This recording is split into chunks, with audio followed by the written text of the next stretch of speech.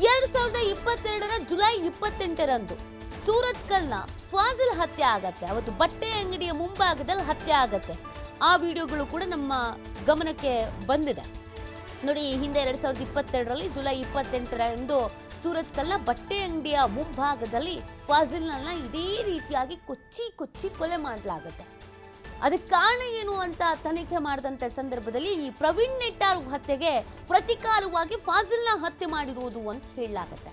ಫಾಜಿಲ್ ಹತ್ಯೆ ಕೇಸ್ನ ಪ್ರಮುಖ ಆರೋಪಿಯಾಗಿದ್ದ ಈ ಸುಹಾಸ್ ಶೆಟ್ಟಿ ನಿನ್ನೆ ರಾತ್ರಿ 8:30ರ ಸುಮಾರಿಗೆ ಸುಹಾಸ್ ಶೆಟ್ಟಿ ಮೇಲೆ ದಾಳಿ ಆಗತ್ತೆ.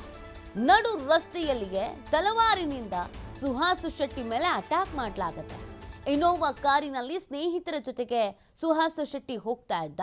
ಸ್ವಿಫ್ಟ್ ಪಿಕಪ್ ವಾಹನದಲ್ಲಿ ಕಾರನ್ನ ಅಡ್ಡಗಡ್ತಾರೆ ದುಷ್ಕರ್ಮಿಗಳು. ತಪ್ಪಿಸಿಕೊಳ್ಳುವಾಗ ಹೇರ್ ಕಟಿಂಗ್ ಸಲೂನನ್ನ ನುಗ್ಗುತ್ತೆ ಕಾರು. ಸುಹಾಸ್ ಕಾರಿನಿಂದ ಇಳಿತಾ ಇದ್ದಂತೆ 4ರಿಂದ 5 ದುಷ್ಕರ್ಮಿಗಳಿಂದ ದಾಳಿ ಮಾಡಲಾಗತ್ತೆ.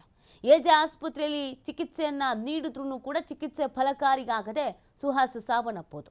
ಆಸ್ಪತ್ರೆಗೆ ನಳಿನ್ ಕುಮಾರ್ ಕಟೀಲ್, ಶಾಸಕ ಭರತ್ ಶೆಟ್ಟಿ ಭೇಟಿಯನ್ನ ಕೊಟ್ಟಿದ್ದಾರೆ. ನೋಡಿ, ಇದು ಪ್ರತೀಕಾರ. ಒಂದ್ರ ಹಿಂದೆ ಒಂದು ಅಂತ 3 ಜೀವಗಳು ಹೋಗಿದೆ. ಮೊದಲಿಗೆ ಪ್ರವೀಣ್ ನೆಟ್ಟಾರುವನ್ನ ಕೊಲೆ ಮಾಡ್ತಾರೆ.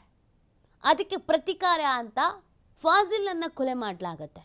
ಫಾಜಿಲ್ನ ಕೊಲೆಯ ಪ್ರತೀಕಾರ ಅಂತ ಇದೀಗ ಸುಹಾಸ್ ಶೆಟ್ಟಿಯನ್ನ ಕೊಲೆ ಮಾಡಿರೋದು. ಅದರ ಜೊತೆಗೆ ಈ ಕೊಲೆ ಆದ ನಂತರ ಒಂದು ಪೋಸ್ಟ್ ಕೂಡ ಮಾಡ್ತಾರೆ.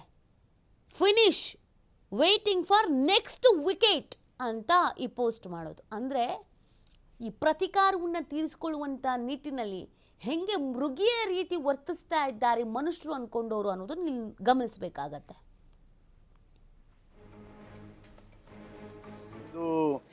ಕಾರ್ಯಕರ್ತರು, ಹಿಂದೂ ಮುಖಂಡರು ಇವತ್ತು ಹತ್ಯೆ ಆಗಿರ್ತಕ್ಕಂಥದ್ದು, ಇದನ್ನು ನಾನು ಖಂಡಿಸ್ತೇನೆ. ಇದಕ್ಕೆ ನೇರ ಪೊಲೀಸ್ ಇಲಾಖೆ ಕಾರಣ ಮತ್ತು ಕಾಂಗ್ರೆಸ್ ಸರ್ಕಾರ ಕಾರಣ. ಸುಹಾಸ್ ಮತ್ತು ಅವರ ಸಂಗಡಿಗರು ಪ್ರತಿನಿತ್ಯ ಅವರ ವಾಹನ ತಪಾಸಣೆಯನ್ನು ಮಾಡಿ ಅವರ ಹತ್ರ ಯಾವುದೇ ರೀತಿಯಾಗಿರ್ತಕ್ಕಂಥ ಆತ್ಮರಕ್ಷಣೆಗೋಸ್ಕರ ಬೇಕಾಗಿರ್ತಕ್ಕಂಥ ಯಾವುದೇ ಒಂದು ಆಯುಧವನ್ನು ಅಥವಾ ಯಾವುದೇ ಒಂದು ವಸ್ತುವನ್ನು ಇಡದ ರೀತಿಯಲ್ಲಿ ಕಳೆದ 1 ತಿಂಗಳಿನಿಂದ ಬೆನ್ನು ಬಿದ್ದಿರ್ತಕ್ಕಂಥ ಪೊಲೀಸ್ ಇಲಾಖೆ.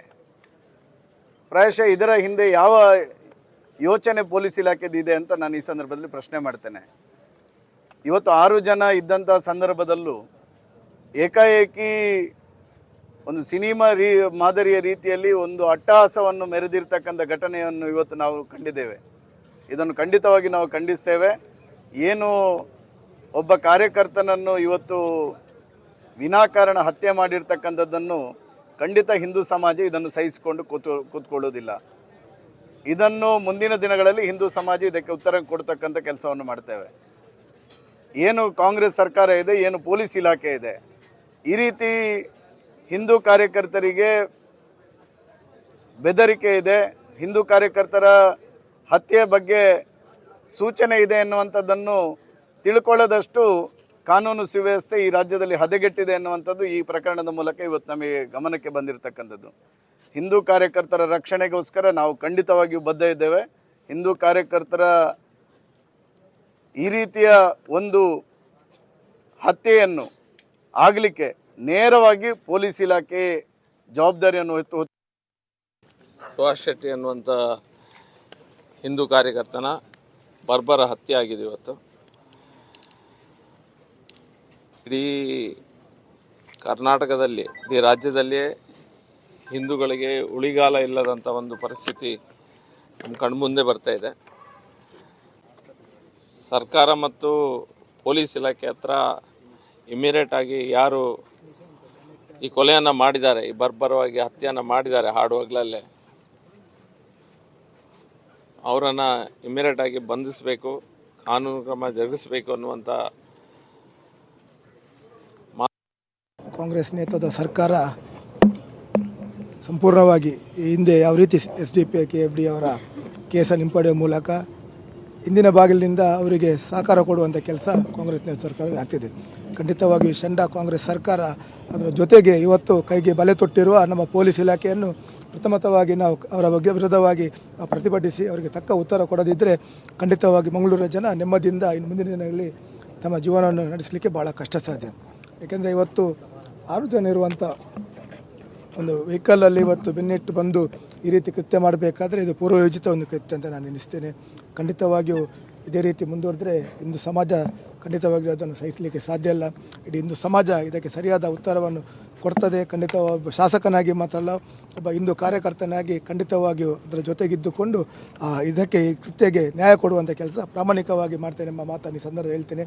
ಅದೇ ರೀತಿ ಪೊಲೀಸ್ ಈ ಕೃತ್ಯ ನಡೀತಲ್ಲ ನಿನ್ನೆ ರಾತ್ರಿ, ಅಲ್ಲಿ ಏನೇನಾಯಿತು, ಎಷ್ಟೊತ್ತಿಗೆ ನಡೀತು, ಅಲ್ಲಿನ ಸ್ಪಾಟ್ ಯಾವ ರೀತಿ ಆಗಿದೆ, ಈ ಬಗ್ಗೆ ಸಂಪೂರ್ಣವಾದಂಥ ಮಾಹಿತಿಯನ್ನು ನಮ್ಮ ಪ್ರತಿನಿಧಿ ಆದಿತ್ಯ ನೀಡಿದ್ದಾರೆ. ನೋಡೋಣ ಬನ್ನಿ. ಮಂಗಳೂರು ಸಮೀಪದ ಬಜ್ಪೆ ಪೊಲೀಸ್ ಠಾಣೆ ವ್ಯಾಪ್ತಿಯಲ್ಲಿ ಬರುವಂತಹ ಕಿನ್ನಿಪದು ಅನ್ನುವಂಥ ಪ್ರದೇಶದಲ್ಲಿ ನಿನ್ನೆ ಹಿಂದೂ ಕಾರ್ಯಕರ್ತನ ಹತ್ಯೆಯಾಗಿದೆ. ಈ ಹತ್ಯೆ ನಡೆದಂಥ ಪ್ರದೇಶದಲ್ಲಿ ನಾನಿದ್ದೇನೆ. ಕಿನ್ನಿಪದು ಅನ್ನುವಂಥ ಒಂದು ಪ್ರದೇಶ ಇದು. ತಾವು ದೃಶ್ಯದಲ್ಲಿ ಗಮನಿಸ್ತಾ ಹೋಗ್ಬೋದು. ಅದೇ ಸ್ಪಾಟಲ್ಲಿ ನಾನಿದ್ದೇನೆ. ನಿನ್ನೆ ಇದೇ ಎಕ್ಸಾಕ್ಟ್ ಸ್ಪಾಟಲ್ಲಿ ಏನು ಸುಹಾಸ್ ಶೆಟ್ಟಿ ಎಂಬಾತನ ಮೇಲೆ ಅಟ್ಯಾಕ್ ಆಗಿತ್ತು. ಈ ಸುಹಾಸ್ ಶೆಟ್ಟಿ ಎಂಬಾತ ಒಬ್ಬ ರೌಡಿ ಶೀಟರ್ ಕೂಡ ಹೌದು, ಹಿಂದೂ ಕಾರ್ಯಕರ್ತ ಕೂಡ ಹೌದು. ಏನು 2022ರಲ್ಲಿ BJP ಕಾರ್ಯಕರ್ತ ಪ್ರವೀಣ್ ನೆಟ್ಟರ್ ಹತ್ಯೆ ಪ್ರಕರಣಕ್ಕೆ ಒಂದು ಪ್ರತಿಕಾರವಾಗಿ ನಡೆದಿದ್ದಂಥ ಸುರತ್ಕಲ್ನ ಫಾಜಿಲ್ ಹತ್ಯೆ ಪ್ರಕರಣದ ಒಬ್ಬ ಆರೋಪಿಯಾಗಿದ್ದಂಥ ಸುಹಾಸ್ ಶೆಟ್ಟಿ ಇತ್ತೀಚೆಗಷ್ಟೇ ಈತ ಬೇಲ್ನಿಂದ ಹೊರಗಡೆ ಬಂದಿದ್ದ.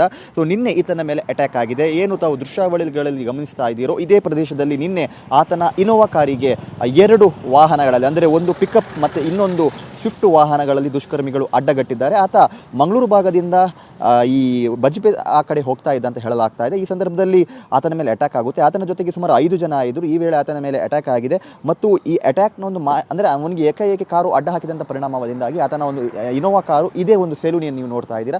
ಇದೇ ಸೆಲೂನಿನ ಒಳಗೆ ನುಗ್ಗಿರುವಂಥದ್ದು. ಇಲ್ಲೂ ಕೂಡ ಸಾಕಷ್ಟು ಕುರುಹು ಇದೆ. ಈಗ ತಾನೇ ಇಲ್ಲಿಂದ ವಾಹನವನ್ನು ಕೂಡ ತೆರವು ಮಾಡಲಾಗಿದೆ. ಒಂದು ಪಿಕಪ್ ವಾಹನ ಡಿಕ್ಕಿ ಹೊಡೆದಿತ್ತು. ಇದು ಈ ಸೆಲೂನೊಳಗೆ ಆ ಒಂದು ವಾಹನ ಹೋದ ಕೂಡಲೇ ಆತನ ಮೇಲೆ ಅಟ್ಯಾಕ್ ಸಂಭವಿಸಿರುವಂಥದ್ದು. ಇಲ್ಲಿಂದ ಆತ ಅಂದರೆ ಆತನಿಗೆ ಒಂದು ಅಪಾಯದ ಅರಿವಾಗಿದೆ. ಅಪಾಯದ ಅರಿವಿನ ಕಾರಣದಿಂದಾಗಿ ಆತ ಎಸ್ಕೇಪ್ ಆಗೋದಕ್ಕೆ ಯತ್ನ ಪಟ್ಟಿದ್ದಾನೆ. ಸುಮಾರು 5 ರಿಂದ 6 ಜನ ಇದ್ದಂಥ ಒಂದು ತಂಡ ಏನಿದೆ ಆತನ ಮೇಲೆ ಅಟ್ಯಾಕ್ ಮಾಡಿತ್ತು.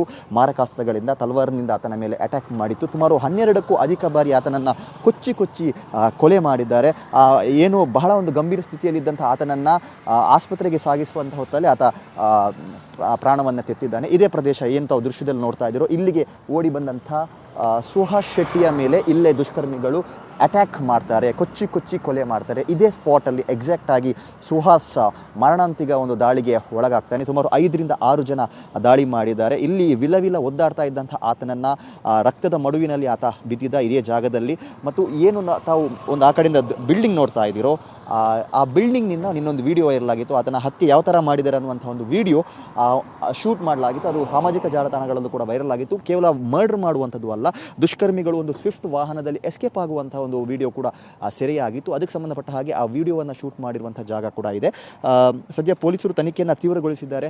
ಇವತ್ತು ದಕ್ಷಿಣ ಕನ್ನಡ ಜಿಲ್ಲೆಯ ಬಂದ್ಗೆ ವಿಶ್ವ ಹಿಂದೂ ಪರಿಷತ್ ಬಜರಂಗ ದಳ ಕರೆ ಕೊಟ್ಟಿದೆ. ಬೆಳಗಿನಿಂದಲೇ ಖಾಸಗಿ ಬಸ್ಸುಗಳು ಇನ್ನೂ ರಸ್ತೆಗೆ ಇಳಿದಿಲ್ಲ. ಒಂದು ಬಂದ್ ವಾತಾವರಣ, ಉದ್ವಿಗ್ನ ವಾತಾವರಣ ಅನ್ನುವಂಥದ್ದು ಮಂಗಳೂರಿನಲ್ಲಿ ಸೃಷ್ಟಿಯಾಗಿದೆ. ಇವತ್ತು ಬೆಳಗಿನಿಂದಲೇ ಒಂದು ನಿಷೇಧಾಜ್ಞೆ ಅನ್ನುವಂಥದ್ದನ್ನು ಕೂಡ ಮಂಗಳೂರು ನಗರ ಪೊಲೀಸ್ ವ್ಯಾಪ್ತಿಯಲ್ಲಿ ಈಗಾಗಲೇ ಘೋಷಣೆ ಮಾಡಲಾಗಿರುವಂಥದ್ದು. ಹಾಗಾಗಿ ಪೊಲೀಸ್ ಇಲಾಖೆ ಕೂಡ ಬಹಳ ಅಲರ್ಟ್ ಆಗಿದೆ. ಅತಿ ಸೂಕ್ಷ್ಮ ಮತ್ತು ಸೂಕ್ಷ್ಮ ಪ್ರದೇಶಗಳಲ್ಲಿ ನಾಕಾಬಂದಿಯನ್ನು ಪೊಲೀಸರು ಹಾಕಿದ್ದಾರೆ ಮತ್ತು ಅನೇಕ ಭಾಗಗಳಲ್ಲಿ ಚೆಕ್ ಪೋಸ್ಟನ್ನು ಕೂಡ ಹಾಕಿದ್ದಾರೆ. ಮತ್ತು ಏನು ಆರೋಪಿಗಳಿದ್ದಾರೋ ಇವರಿಗೋಸ್ಕರ ತೀವ್ರ ತಲಾಶ್ ಕೂಡ ನಡೀತಾ ಇದೆ. ಕ್ಯಾಮರಾ ಪರ್ಸನ್ ಕೃಪೇಶ್ ಪೂಜಾರಿ ಜೊತೆ ಆದಿತ್ಯ TV5 ಮಂಗಳೂರು.